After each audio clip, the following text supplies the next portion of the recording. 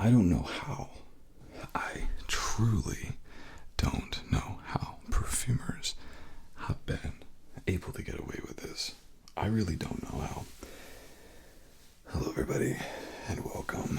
So, a bit of a story time. Last week, I was ordering a Parfum de Marly fragrance, Greenly, which, first time that I tried, I'll probably review it in a video soon, but I've been getting force-fed by these big companies, some that I work with, and some that I don't, and Mind Games is a new-ish fragrance house that they have been absolutely trying to shove down everybody's throats, and I had no desire whatsoever to try it, because what happens when these places are pushing these fragrances?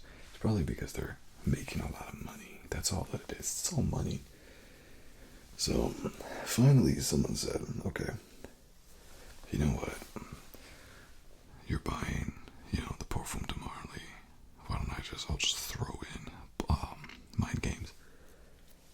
I was like, fine, whatever. I'll review it. So they sent me Mind Games. I sprayed it. And it was a $350 fragrance. Instead of being overcome with ooh and ah, I went, what, and what? This fragrance reminded me so much of another fragrance that I just got. And this fragrance was Midnight Hour by Banana Republic. So I did some looking into it, and I have my phone here so I can actually have some hope of being able to pronounce these names.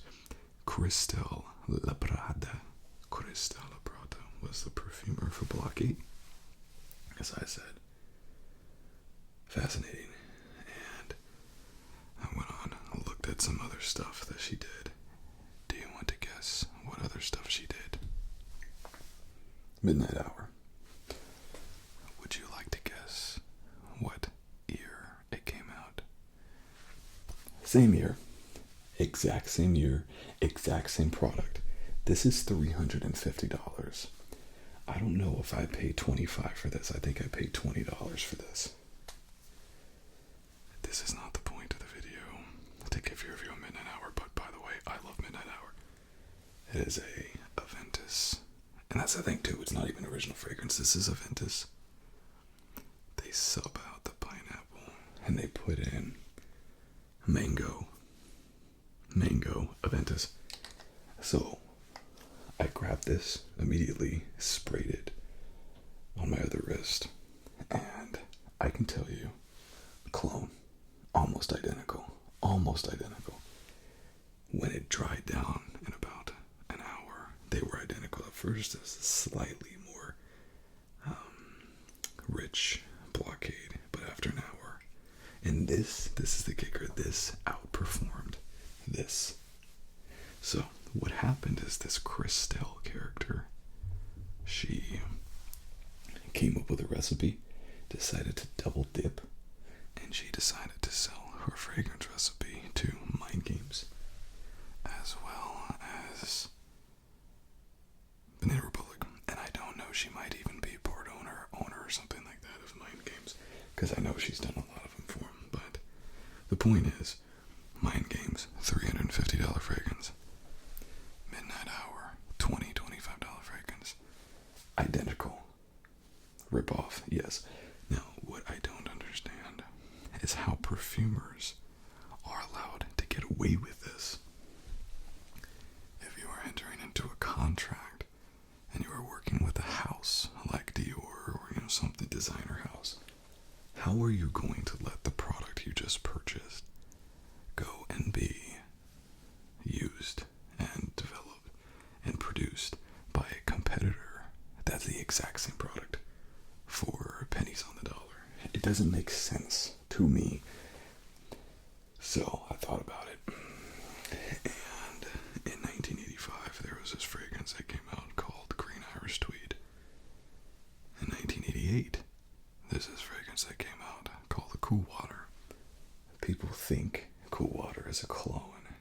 Green Irish Tweed.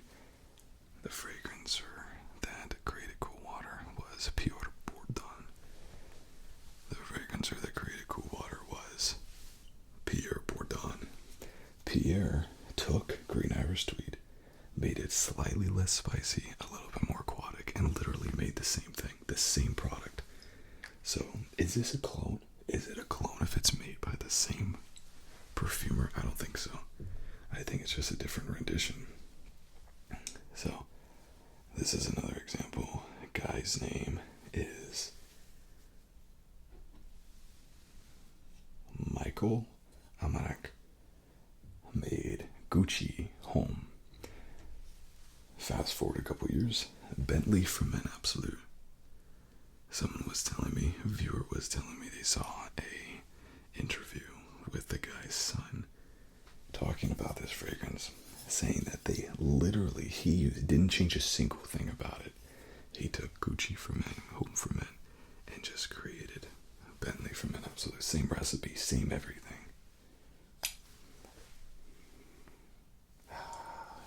Great product, by the way. Now, Gucci Homme is discontinued, but this is basically a way to go get it. But even if it was, Green Irish Tweed, hundreds and hundreds of dollars. Cool water, $30, $40. Gucci Homme for Men, hundreds of dollars. This fragrance you can get $25, $30. How is this possible? How do fragrance companies like Gucci get their intellectual property massacred? When you hire a perfumer, you own that recipe because they're selling it to you. So, do they just not have exclusive control? I don't understand. No company that has a manager with 2 brain cells to rub together is going to say, yeah, go ahead and make me a perfume, but it's okay if you sell it to all of my competitors as well. When I got Jeremy Fragrances, I came across one that I actually liked, and that was Black Tie. Now, the other fragrances, Date for Men and Office for Men, they're not good. One of them is a clone of Ultramol. I mean, like, really not great, but I really liked this Black Tie for Men, and made by Alberto Marias. So I went on Fragrantica, and apparently Alberto Marias did this not once, not twice, 3 times. 3 times. He created in 2022 a Black Tie for Men, Gucci Guilty Absolute, and this fragrance, I haven't even tried it yet. We're gonna try it right here. This is called Phillip Plein, No Limits. And I can already assure you that this is the worst box that I think that I have ever seen. I believe that Phillip Plein is a German designer. I don't know. It has this, if you can see that. Just absolutely idiotic, in my opinion. And then if you open it up, it gets worse. Open it up. The bottle is a credit card with a skull on it. Bruh, they were going for like badass biker kind of vibes, and they totally missed every mark possible. Now I got this from Joma's shop because I needed free shipping. That's pretty much the only reason. I've heard that this fragrance has really bad longevity. I heard that Phillip Plein got a little bit greedy and decided that he wasn't going to make the fragrance concentration very high on this one, which means that it pretty much goes away the second that you spray it. I'm not sure if this is true. I've never tried it. It says 78 alcohol, or excuse me, 78 fragrance oil, which is a very high compared to most of the eau de toilettes and eau de parfum. So I don't know, but we'll do this.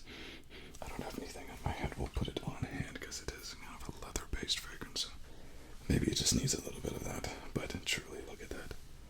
Look at that bottle. Alberto Marias has designed fragrances that have humiliated him. On the bottle, the one is the Moschino turned his fragrance and put it into a Windex bottle. Can't make this up. Can't make this up. Oh, let's see. Plastic on the cover. Okay, let's try it. We have 1, 2. Oh, second time. Okay, so first off. Let's do a black tie. Do a dabber. Dabber here, dabber there. Dabber here, dabber everywhere. I do like black tie, but not nearly spending $350. I saw it on Mercari the other day. I didn't even want to spend $100 on it. It's not that good of a fragrance. Okay, there's black tie. Not identical. This one's much heavier on the leather on the front end.